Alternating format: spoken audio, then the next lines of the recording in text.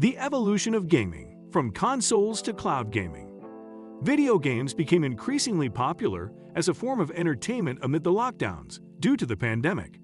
Sales of video games in the United States reached a record $56.9 billion in 2020 thanks in large part to COVID, up 27% from the previous year. Video game mechanics, visuals, and other elements are always changing. They gradually become more demanding on computer specs to function effectively. It is improbable that a game released in 2021 may be played on a PC purchased in the 2000s unless your setup has been substantially improved. Cloud gaming appears to be a more and more practical answer to this problem. However, what precisely is it? Typically, when you play a game, you either download it or increasingly infrequently play it directly off a disk. The processor and graphics hardware on your smartphone determines how your game functions and looks. Playing games on the cloud allows you to stream the game as a collection of condensed video frames that respond to your input. Rather than your machine, a remote server handles all of the processing load for the game. Your character moves forward when you press a key, and this input is relayed to a server. The server tells the game what you pressed, and it then sends you a new video frame that displays the outcome of your action. Although the concept of cloud gaming has been around for a decade or two, it has recently gained significant traction. Modern gaming technology, such as processors, graphic cards, and consoles, is becoming more and more difficult for consumers to obtain. As a result, it is becoming a more appealing option, with a $1.5 billion market predicted for 2021. Popular cloud gaming services available right now include Amazon Luna, NVIDIA's GeForce Now, Xbox Cloud Gaming, and PlayStation Now for consoles. Additionally, by the end of 2022, Google promises to add at least 100 new games to Stadia, their cloud gaming platform. With cloud gaming predicted to increase at a compound annual growth rate, CAGR, of 48.2% between 2021 and 2027, the future only seems brighter. Cloud gaming's past. The startup G Cluster, sometimes known as Game Cluster, demonstrated cloud gaming technology for the first time at the 2000 E3 and delivered their product sometime in 2003. Around 2005, G Cluster launched PC games that ran on their servers as part of their original model. After utilizing software and service providers to assist their service in reaching network operators, they made the games available to consumers via portals. 2010 saw advancements in data, video compression, and smartphone capabilities, which increased the possibility of cloud gaming. Around this time, services like Gaikai and OnLive were announced. Large publishers like Ubisoft, 2K Games, and THQ have given OnLive some backing, but they had trouble enlisting additional publishers since they were hesitant about the subscription pricing plan. After paying $340 million to Sony Computer Entertainment in July 2012, Gaikai began providing PlayStation games via the cloud in October of the same year. Ultimately, PlayStation Now, which debuted in 2014, was built on the technologies from Gaikai. In the meantime, OnLive never turned a profit and was bought by O2. Following that failure as well, Sony Computer Entertainment purchased the intellectual property of OnLive and O2 in April 2015, and within a month, the platforms were shut down. With the purchase of OnLive's and Gaikai's intellectual property, Sony gained access to several cloud gaming-related patents. In May 2018, a new era in the history of cloud gaming began when Electronic Arts purchased Gamefly's cloud gaming expertise and assets to remotely process and stream popular multiplayer HD games with the least amount of latency. They introduced Project Atlas. Tech behemoths Google and Microsoft also revealed plans to enter the cloud gaming space that month. Google started testing Project Stream, which included Assassin's Creed Odyssey, running in closed beta through a Google Chrome web client, while Microsoft announced Project xCloud, an upcoming project that would make use of Microsoft Azure.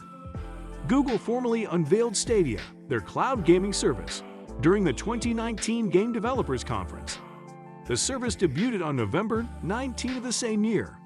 Google eliminated the registration cost for its Stadia cloud service in April 2020, enabling users to access video games at no cost. Luna, an Amazon cloud service, was unveiled in September 2020. When the service launches, games from Ubisoft and Amazon will be available for purchase through a channel-style subscription service.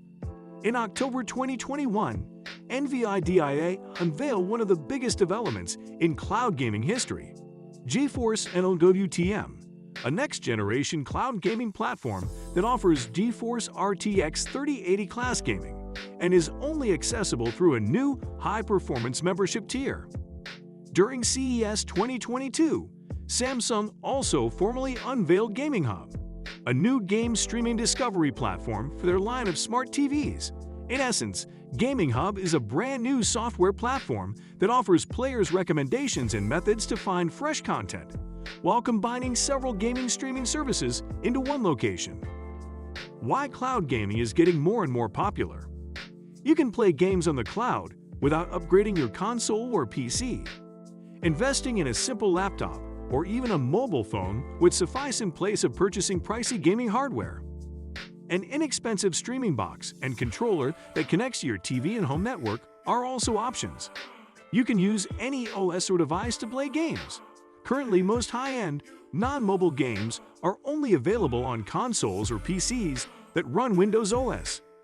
Cloud gaming would make games more cross-platform, enabling PCs and tablets running Linux, Android, Mac, and other operating systems to play games that would otherwise be limited to Windows.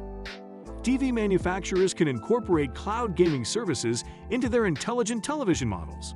Any TV with the appropriate software and a controller may function as a game TV without the need for any powerful, costly gaming gear.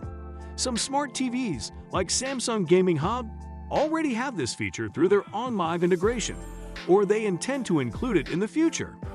Before you can play several games, you may need to download 10 GB, 20 GB, or even more. With cloud gaming, you can begin playing games right away because the game is already installed on the server, and you can begin playing it right away. Additionally, it helps avoid having to wait for patch updates. Cloud services would make it incredibly simple to watch events like professional gaming competitions. Since it would be easy for multiple users to duplicate the video stream, spectators wouldn't need to install the game. Games would be nearly hard to pirate if they operated on distant servers rather than your PC. Because of this, cloud gaming becomes a desirable DRM option for publishers, if not for players. Challenges to the growth of cloud gaming. Although there are many benefits to cloud gaming, there are drawbacks as well. Let's examine a few of them. 1. The speed and bandwidth of your internet connection have a significant impact on the quality of your cloud gaming experience. Perhaps the largest barrier to cloud gaming is access to fast internet, which is still a major problem in many nations. 2. Because gameplay video from cloud gaming services is compressed, it lacks the sharpness and fine detail that a top-tier gaming PC can produce. Still, compared to a locally rendered game with less detail, the compressed video you get might appear better. 3. A substantial amount of bandwidth is needed for cloud gaming services. This could be a major issue if your internet connection has bandwidth limitations. There would be a significant rise in bandwidth demand if everyone used cloud services to play games.